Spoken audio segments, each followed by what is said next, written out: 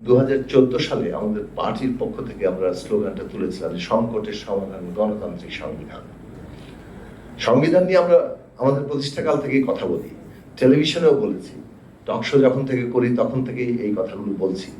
কিন্তু একটা এই বিদ্যমান সংবিধানটা দিয়ে যে হবে না, এটাকে এইটার ক্ষমতা কাঠামো অ্যাবসলিউটলি স্বৈরাচারী, কিন্তু তারপরেও আমাদেরকে কিন্তু একটা ডেমোক্রেটাইজ করার কথা বলতে হচ্ছে। এই জায়গাগুলো এসছে একটা সবাইকে নিয়ে কিংবা বাস্তব পরিস্থিতির মধ্যে আপনি কতদূর পর্যন্ত র্যাডিক্যাল হবেন সেটাও পরিস্থিতি আপনাকে অনেক সময় নির্ধারণ করে।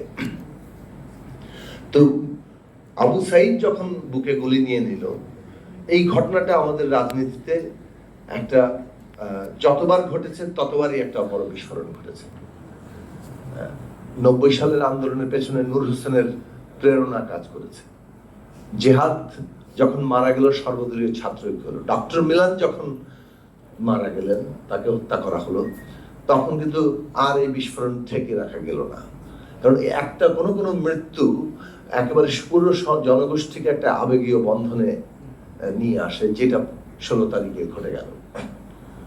ওইটা যে জমিনের উপরে, এখন এটা তো ঠিকই যে একটা কোটা সংস্কার আন্দোলন কিভাবে এই জায়গায় পৌঁছালো, দাবিটা তো কোটা সংস্কারই ছিল।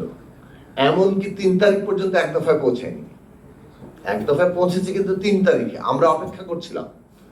এমনকি আমি নিজে যখন 18 তারিখের পরে করা হলো, সংলাপের কথা বলা হলো, তো ছাত্ররা কখন এই সংলাপ প্রত্যাখ্যান করে সেটার জন্য অপেক্ষা করতে হচ্ছিল।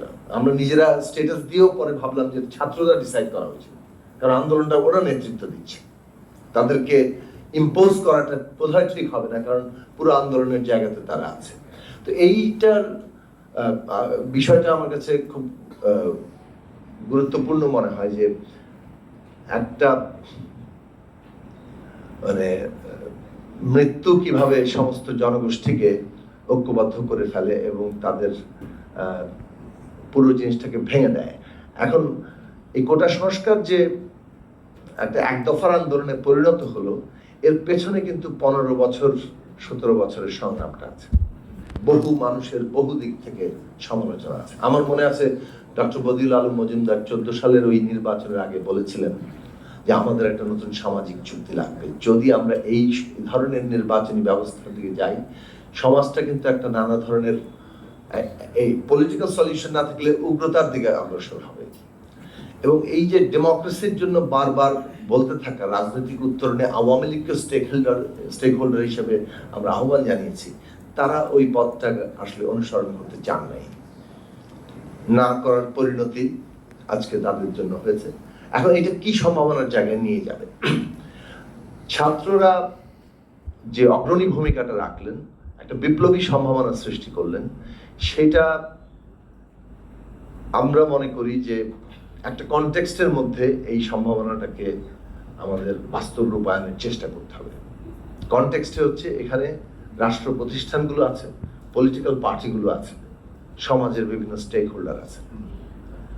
এখন বিপ্লবী সম্ভাবনার যে জায়গাটা তৈরি হয়েছে, এটা এই স্টেক হোল্ডারদের যে ইকুয়েশন, সমীকরণ, এটার বাইরে কিন্তু ঘটবে না। প্রথাগত বিপ্লবের মতো একটা অর্গানাইজড ফোর্স একটা শক্তিকে পরাজিত করে দিয়েছে এবং তার স্থলাভিষিক্ত হয়েছে। ব্যাপারটা কিন্তু এইভাবে ঘটে নাই। আপনি একটা বিদ্যমান কাঠামোর মধ্যে একটা সরকার গঠন হয়েছে, সবাই সেটাকে সমর্থন জানিয়েছে, কিন্তু এর মানে এই নয় যে আপনি একমাত্র ডিসাইসিভ ফ্যাক্টর।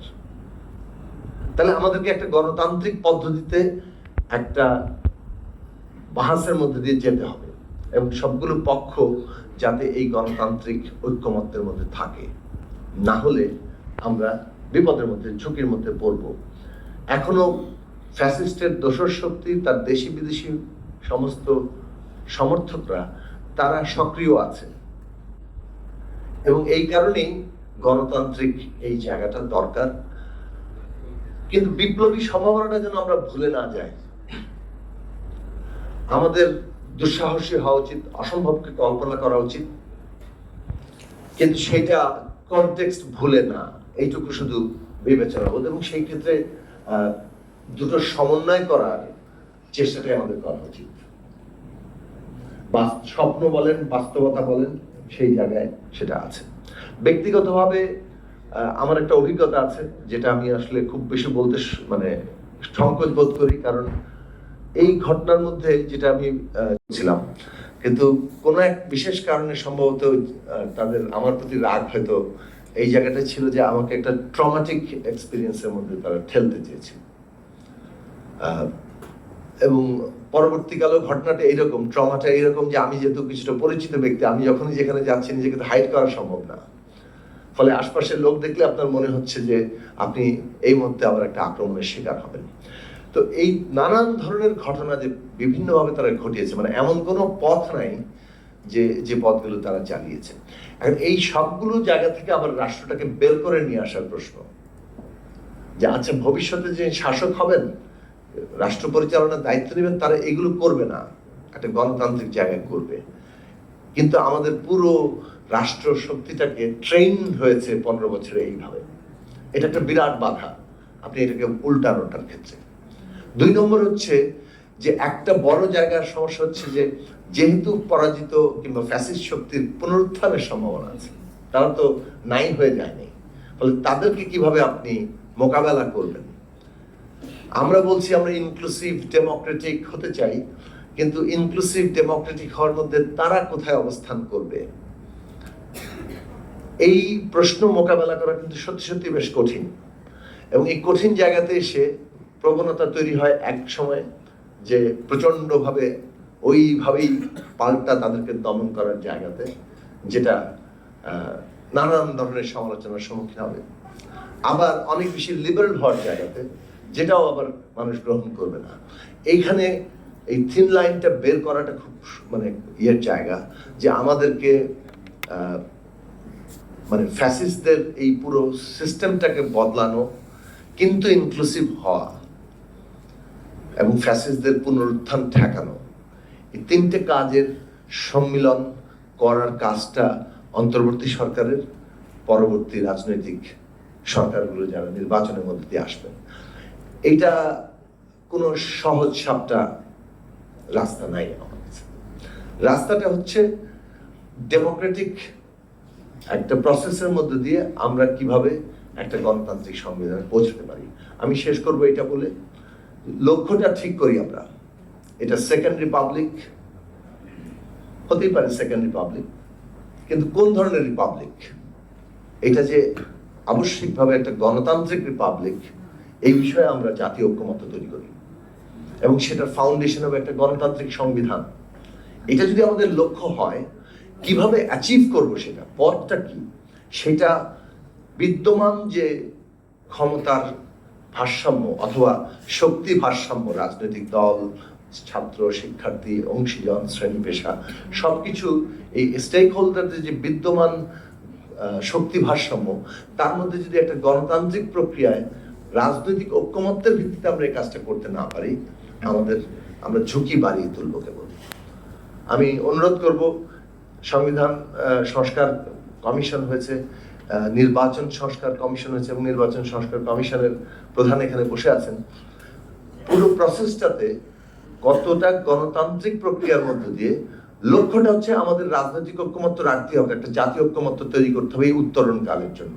আমি আবারও অসম্ভব কল্পনা, দুঃসাহসী কল্পনা, একটা বৈপ্লবিক রূপান্তর, আমি সেই রাজনীতিতে ট্রেন আপ, এটা আমার জন্য অত্যন্ত আনন্দের মুহূর্ত যে শিক্ষার্থীরা সেই রকম একটা বৈপ্লবিক পরিবর্তন চাইছে।